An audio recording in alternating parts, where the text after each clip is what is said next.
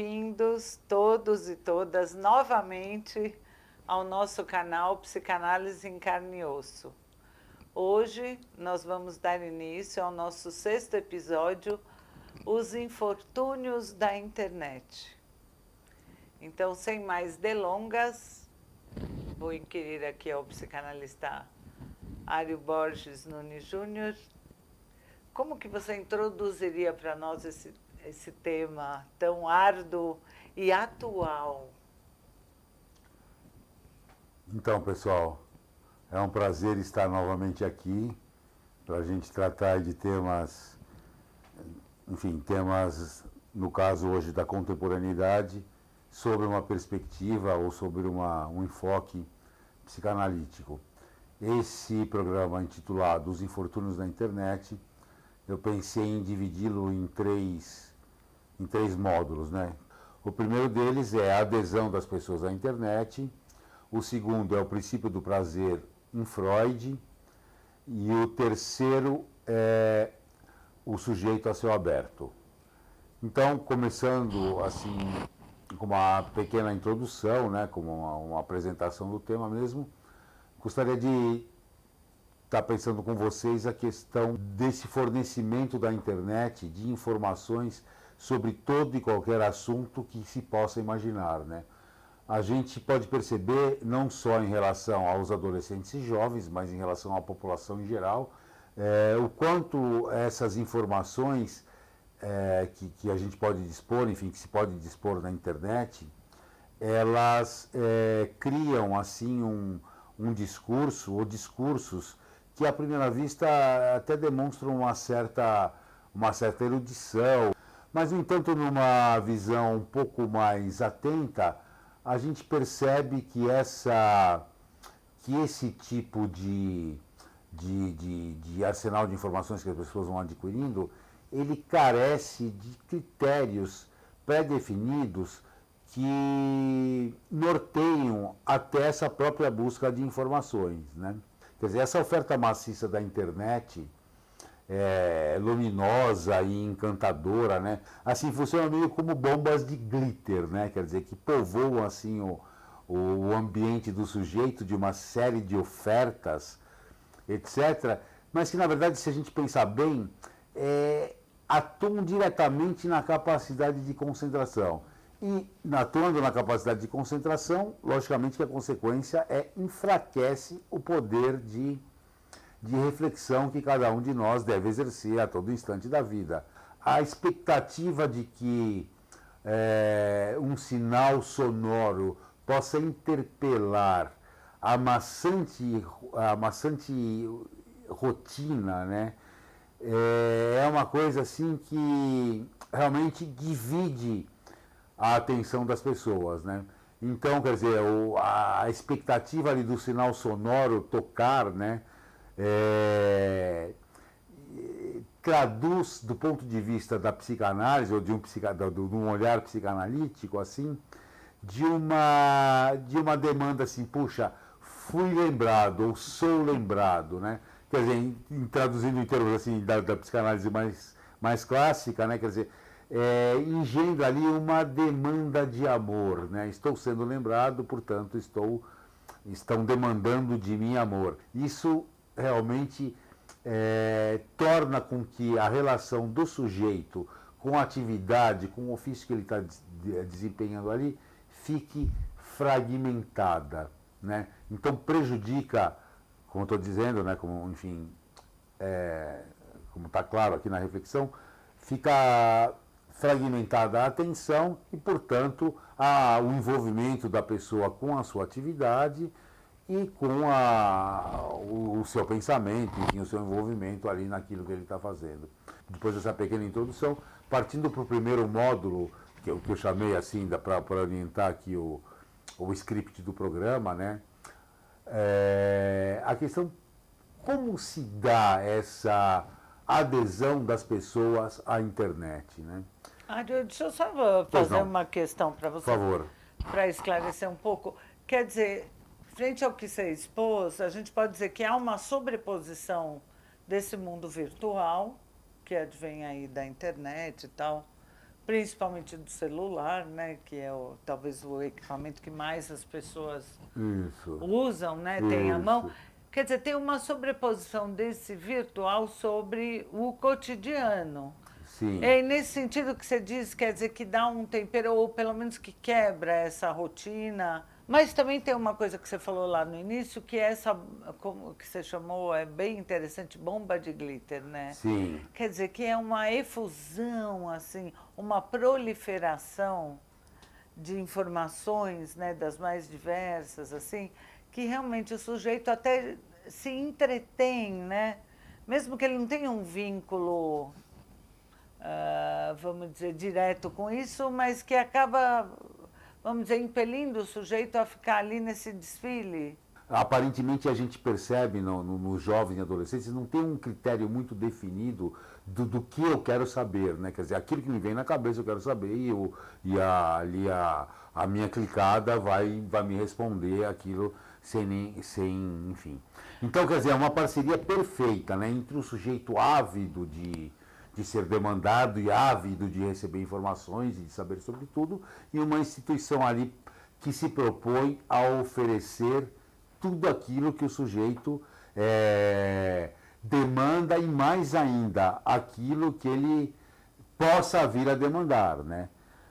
E então, quer dizer, tem até uma antecipação. Uma antecipação, exatamente. Dessa demanda. E aí, vamos dizer, os cabeças dessas corporações midiáticas, na verdade, eles vão, como, enfim, as pessoas sabem, enfim, já houve vídeos sobre isso, enfim, que realmente, a partir das clicadas do sujeito, né, no seu celular, no seu tablet, etc., vai se criando uma espécie de uma tomografia de interesses, ou então um mapa volitivo daquele sujeito, um mapa de desejos daquele sujeito. Você tem um termo que é muito interessante que você usou no seu texto, que é tomografia, como que chama? Tomografia do desejo. De interesses. De interesse. Ou mapa volitivo. Ou né? mapa volitivo, né? Quer dizer, essa Isso. linguagem é bem interessante, que é uma tradução a partir da psicanálise que você cria, né? Dos famosos algoritmos, né? Sim, exatamente. E das suas consequências também. Então, aí o sujeito não precisa nem, vamos dizer, demandar, porque antes mesmo dele demandar, já vem a oferta digamos assim, de um objeto, de uma informação. Que ele supõe, que ele calcula. Isso, que as mídias calculam que vai ser do interesse daquele sujeito. Qual é a estratégia, né? Quer dizer, se a gente se recorrer ao filósofo da linguagem, o Chomsky, ele vai dizer que uma dos objetivos máximos das mídias é realmente entreter os seus receptores, os seus espectadores, né? Na internet é fácil a gente identificar, por exemplo, o YouTube, né, que você assiste lá um vídeo e depois ali vem um cortejo de outras sugestões, assim. Uma outra questão interessante também que a mídia, que a gente tem percebido muito nas mídias contemporâneas, não só na internet, mas na mídia cinematográfica e tal, são os temas de filmes relacionados à coexistência do mundo natural, né, do mundo humano, com a realidade fantástica, né?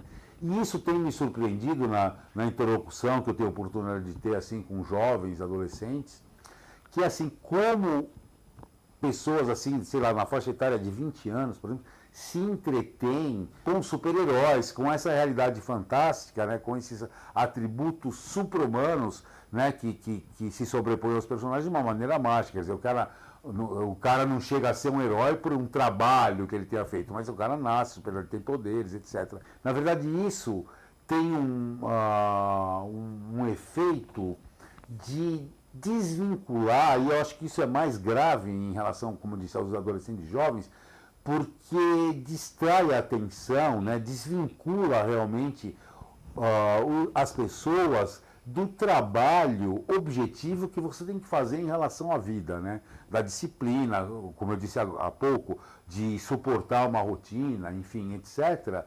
Então isso vai se enfraquecendo frente a essa apresentação dessa realidade mágica, né? E a consequência disso é muito devastadora, né? E o que a gente tem observado hoje, assim, né?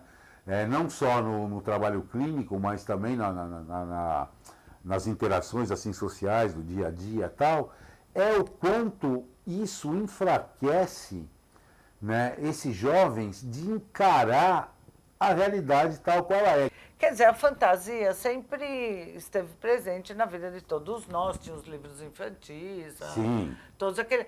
Quer dizer, o que está fazendo a diferença é, de fato, essa possibilidade do sujeito lidar com esse mundo virtual, né? Tem essa fantasia que sempre teve, mas essa pessoalidade, essa falsa, ou essa ideia de pessoalidade, ou de que a internet é sua, é o seu universo, será que é isso que aproxima o sujeito mais assim dessa virtualidade, dele viver essa virtualidade com mais intensidade? Porque, num certo sentido, a gente sempre sonhou, né?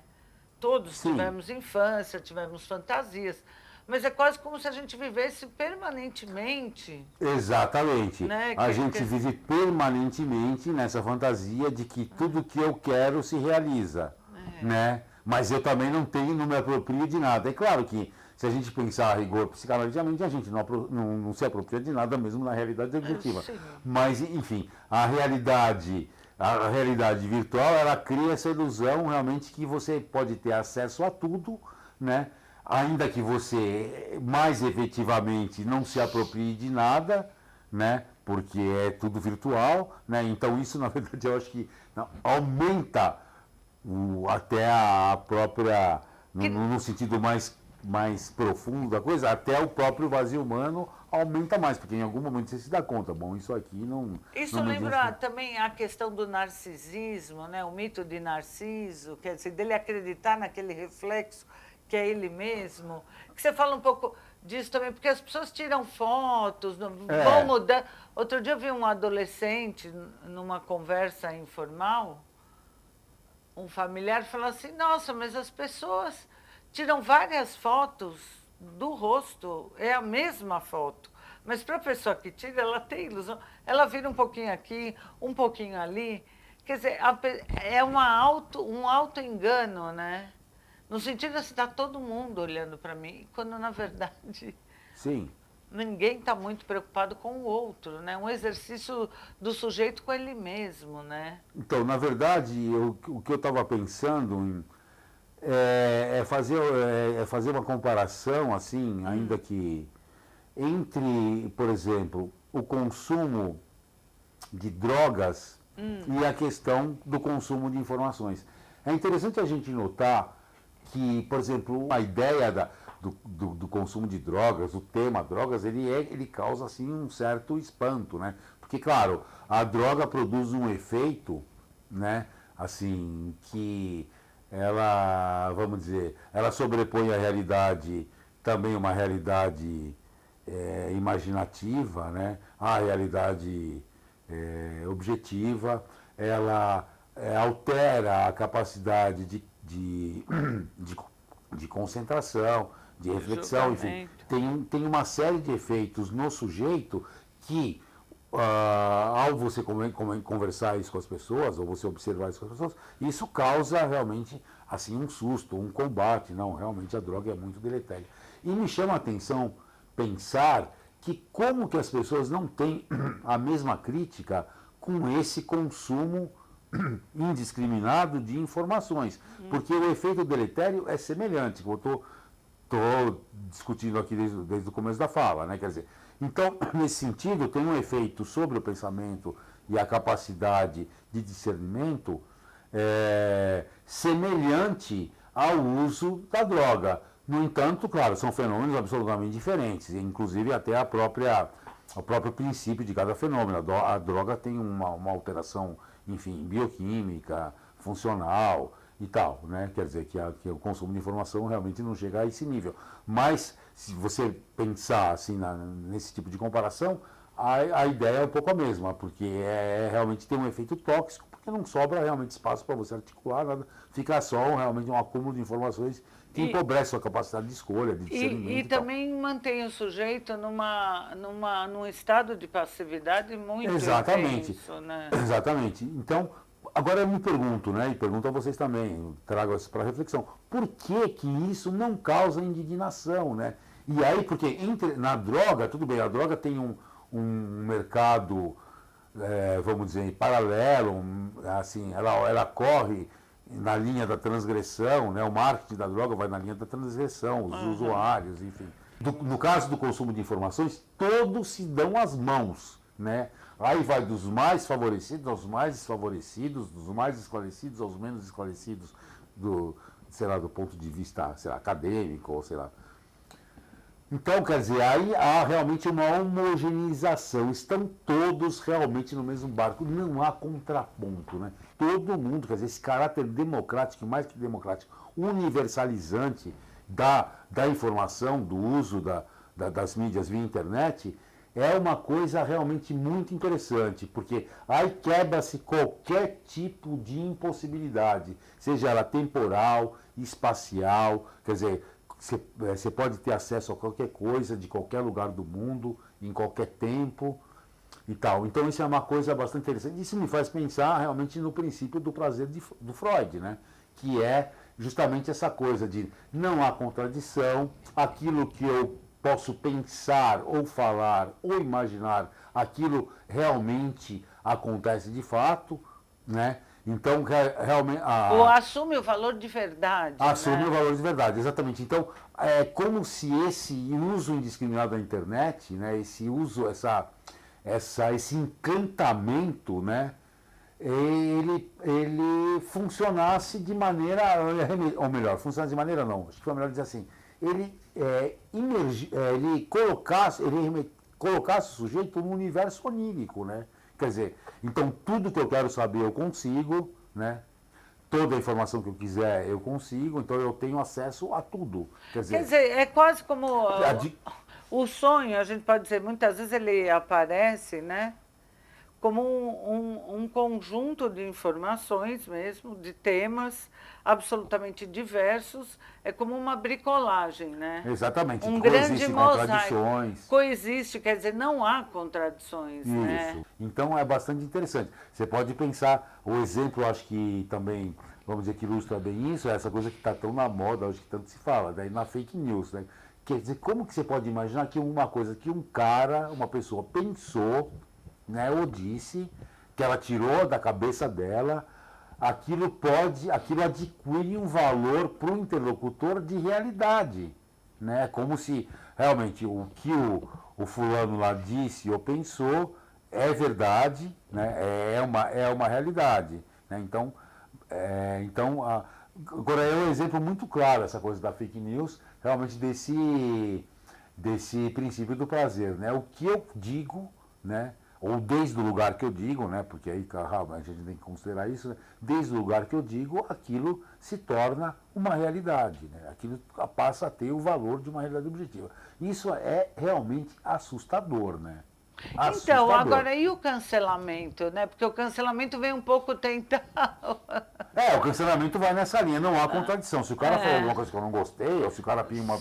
eu cancelo. Corta, o cara deixa de existir. Isso é que nem o sonho, né? Quer dizer, Exatamente. O sujeito também ele acorda, de repente, se algo não corrobora no sonho. Isso. Aliás, que tem a famosa frase, acordamos para continuar sonhando, Isso. porque algo irrompe no sonho que rompe a lógica do sonho, quer dizer, o sujeito desperta, né? Sim. Parece que o cancelamento, ele vem desse lugar assim, fala, não, opa, não contradiga, né? Aqui. Contradiz-se, eu te elimino, né? Tá fora do jogo. Você deixa de existir. Então, mas aí, isso tudo, então,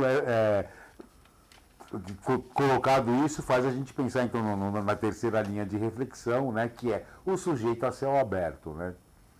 Quer dizer, essa ideia de você poder ter acesso a todos os objetos, ou a todas as informações, enfim, a tudo que você quiser via as clicadas, né? Quer dizer, essa pregnância da realidade virtual, ela realmente responde a apelos, vamos dizer, profundos que a gente pode dizer assim, da pessoa, né? Ou do sujeito humano, se a gente pode dizer profundo em relação ao sujeito que é evanescente, mas só assim, retórica para me poder fazer claro com vocês. Não estou nem tentando precisar aqui absolutamente os conceitos psicanalíticos, que não é o caso e nem o objetivo do programa, né?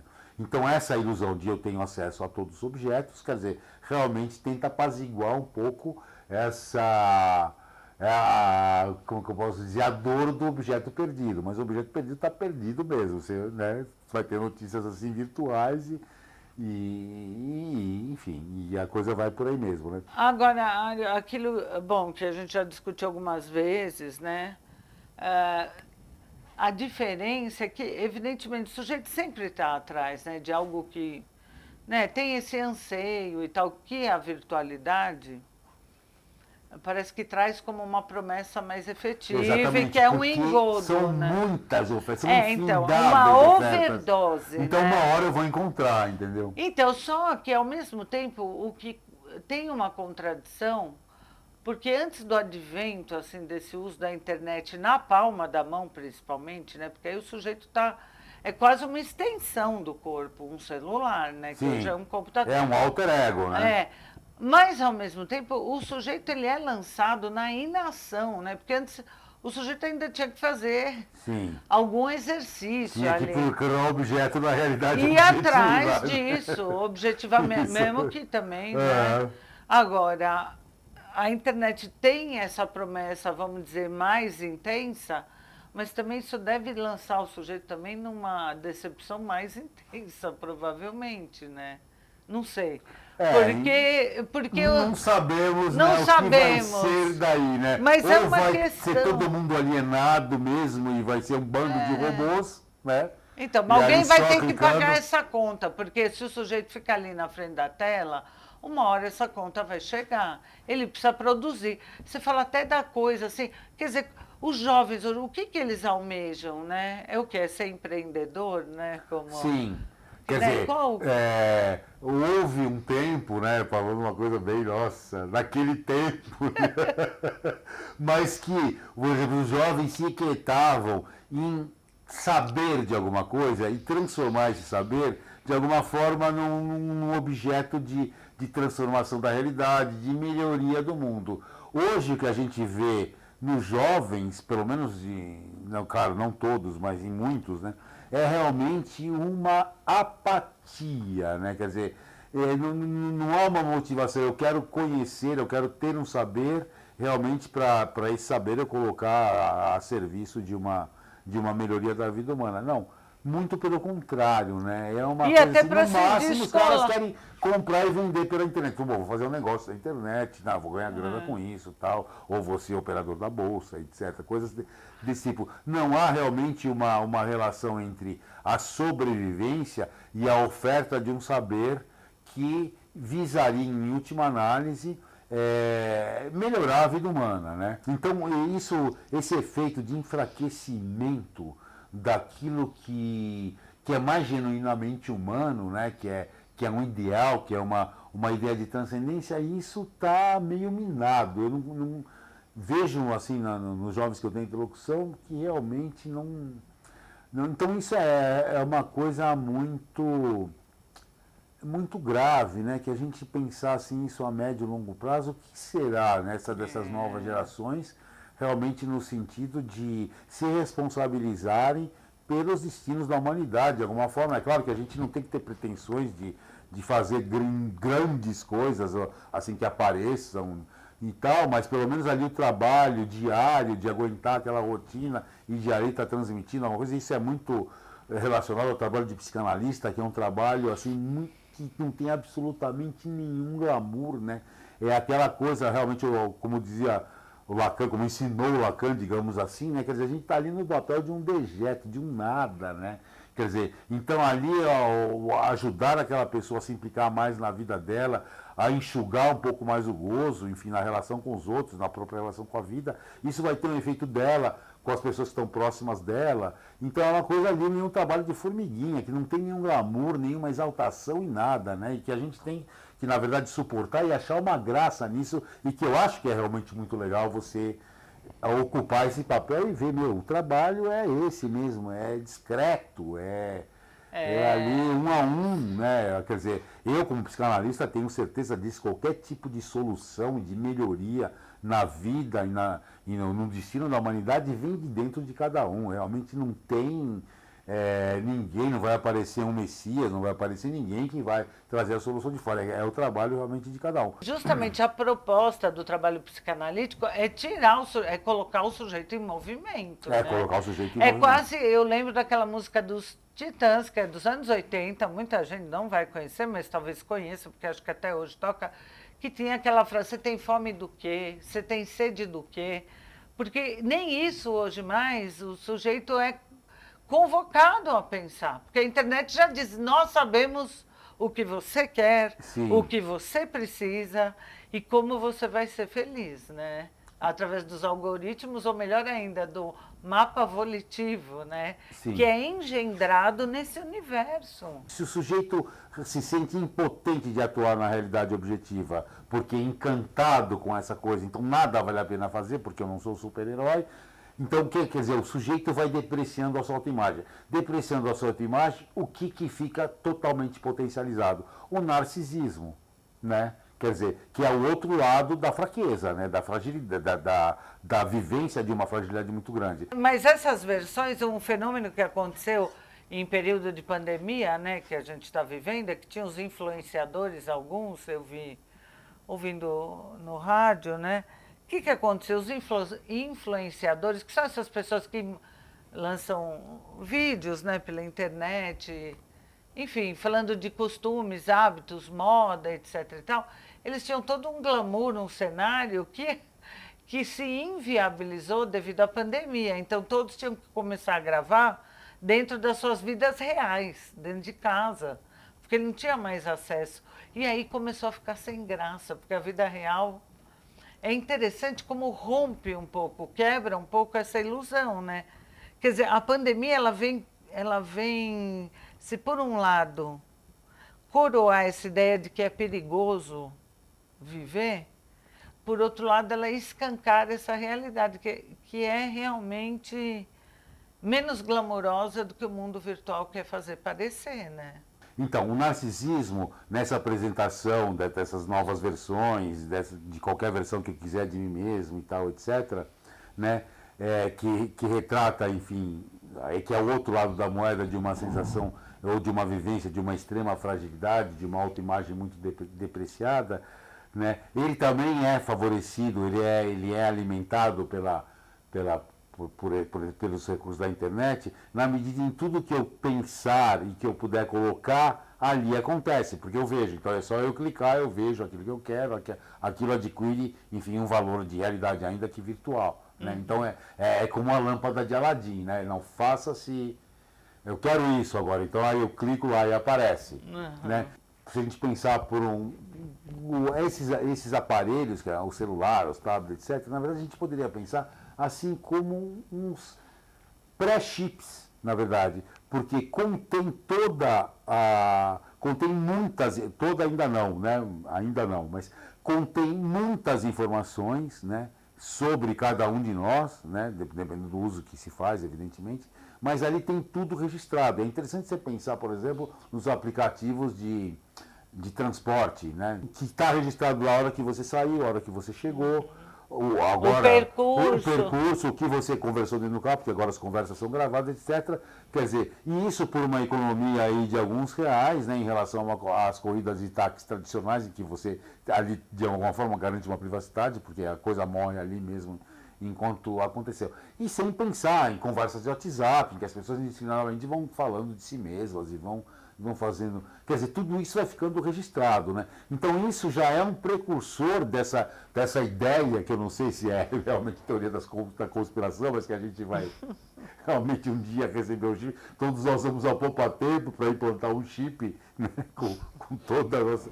Quer dizer, e o pior desses pré-chips aí, como eu estou definindo agora esses aparelhos midiáticos, é que a adesão é voluntária, né? Não vai chegar um dia que talvez a gente seja obrigado a poupa-tempo a pôr o chip, como a gente tem que tirar a carteira, sei lá, de identidade, de motorista, etc. De repente, se você, sei lá, morre, alguém tem acesso lá e vai falar: nossa, olha quem esse cara era. Quer dizer, você não tem nem direito a memória, a manter uma memória que você gostaria que tivesse de você, porque está tudo ali registrado, a sua, né, não é nem a sua revelia, é com consentimento e com encantamento. Para, vamos dizer, dar um pouco um fechamento aí, quer dizer, a questão não é dizer que a internet é ruim, muito pelo contrário, eu acho que é uma ferramenta que ajuda em muitas coisas na vida, é muito. E como psicanalistas, a gente não tem que falar sobre a internet em si. E quer dizer, a minha linha de raciocínio aqui é a relação de cada sujeito com a internet, né? Isso que é vamos dizer, que é o que a gente precisa, que cada um precisa realmente se voltar para dentro de si mesmo, e eu como psicanalista digo, eu repito isso, né? Quer dizer, qualquer tipo de solução de melhoria da vida humana, ela vem da adesão interna de cada um, né? De uma coragem, de uma ousadia de cada um se voltar para o seu mundo interno, né? E desde como a gente aprendeu com Freud, o mundo interno, humano, ele é um pouco aterrorizador, né? Enfim, mas a gente tem que ter essa disponibilidade, essa coragem de encarar um pouco esse lado sombrio, aterrorizador, agressivo, como diz o Freud no Mal Estado da Cultura, e falar, bom, daqui o que dá para tirar, né? E aí, a partir daí, estabelecer estratégias e usar todos esses recursos que a tecnologia oferece. Agora, sucumbir à tecnologia, colocar a tecnologia na frente de tudo e morrer frente a esse encantamento, né, morrer subjetivamente, isso que eu quero dizer, é uma coisa muito grave, porque eu fico pensando assim, se a gente puder fazer uma prospecção futura, né, quer dizer, as pessoas que vão se destacar na humanidade, né, em algum momento aí no futuro, serão aquelas que realmente souberam ou não sucumbiram a esse encantamento quimérico aí que a gente tá tendo aí, né, assim, está tendo via essa, e que é muito grave, porque as pessoas não percebem, né? Elas estão achando, não, realmente, olha quanta coisa agora eu tenho acesso, né? Quer dizer, fica uma coisa meio lobo na pele de cordeiro. Porque quando você tem um inimigo claramente dizendo assim, eu vou te devorar, aí fica mais fácil você se defender, ou você sai correndo, ou sei lá, você faz alguma coisa. Agora, quando o lobo está vestido na pele de cordeiro e está te dando uma proposta assim tão ilusória, olha, você pode ter. Aí mora o perigo, porque aí você não tem como se defender, porque você nem identifica o inimigo. Requer o sujeito também conter um pouco ou manter uma linha de limite, né, da privacidade em relação ao público, ao virtual, né? Não só disso, e de qualquer tipo de encantamento, e falar, olha, na vida a gente pode fazer um monte de coisa, mas tem um limite, né? O que a gente está vendo isso não só em relação à internet, às mídias, né? Mas está tendo assim um movimento na humanidade, assim, vamos esgarçar, quer dizer, o primeiro que está sendo o pivô disso, ou a vítima disso, é o corpo, né? Que a gente, vamos esgarçar o corpo até onde dá, seja através de dietas, enfim, seja através de exercícios e condicionamentos físicos, enfim. Né? Então, quer dizer, bom, a gente tem que pensar, ou seja, através de intervenções cirúrgicas que... Né? Não, a gente não pode esquecer, o corpo é um limite. O ser humano tem um limite, né? A realidade objetiva tem um limite. Então, por mais que o virtual se coloque como o possível, e o possível é infinito, desde que a gente seja sujeito falante, e realmente esse é a grande questão humana, né? Quer dizer, a linguagem cria uma realidade inatingível, né? Então a gente tem que lidar com essa frustração, né? Com essa, eu posso pensar um monte de coisa, mas eu posso realizar muito menos, né? Esse então, descompasso. É um mesmo, descompasso, quer dizer, isso realmente é o auge, ou é o cerne da divisão subjetiva, é o cerne da condição humana, é o cerne da disruptura com o mundo natural, da ruptura com o mundo natural, né? E que a gente tem que, enfim, ir administrando isso de formas cada vez mais, sei lá, mais econômicas para a gente mesmo, psiquicamente, que isso vai repercutir realmente na vida social e na vida de uma melhoria da vida da humanidade, que a gente vê que as pessoas estão totalmente desesperançosas e descrentes nisso. E é por isso que as pessoas se voltam realmente para coisa assim, o que vale, meu aparelho vale muito mais do que uma pessoa aqui do meu lado. Quer dizer, eu não preciso mais quase que me relacionar com as pessoas. Quer dizer, eu me relacionando ali com a internet, eu posso até satisfazer as minhas fantasias, achar que vou satisfazer as minhas fantasias mais profundas, os meus apelos mais inconfessionáveis, quer dizer, eu dispenso tudo. E a coisa não é bem assim, né? Enfim, então eu acho que trago esses elementos para a gente refletir, né, que eu acho que é uma questão assim de ponta, né, que a gente tem que estar atento mesmo, porque, como eu disse agora há pouco, as pessoas que vão se destacar da humanidade, ou que serão as pessoas que souberam, enfim, administrar isso de uma maneira levando em conta toda uma limitação, enfim, que o virtual tenta o tempo inteiro eliminar, né? Então é isso que eu queria falar para vocês hoje, ou falar para vocês, não, nossa, pobre de mim, né? Falar o quê? Mas trazer essas reflexões para que o pensamento de vocês vá além, porque eu acho que é muito importante a gente estar muito atento a todos esses cantos de sereia, tá bom? Então foi um prazer, espero que a gente possa se ver em breve, se encontrar em breve, né? Se encontrar ainda que seja assim, dessa forma, né? Pelo YouTube, mas então aí aproveitemos o YouTube para refletir, não só para se entreter, tá certo? Então obrigado e, enfim, abraços a todos e todas. Mário, obrigada. E, pessoal, mais uma vez, lembrando vocês, não esqueçam de enviar os seus comentários, inscreverem-se e acionarem o sininho também, para sempre serem avisados quando surge um novo episódio aqui do nosso canal. E até breve.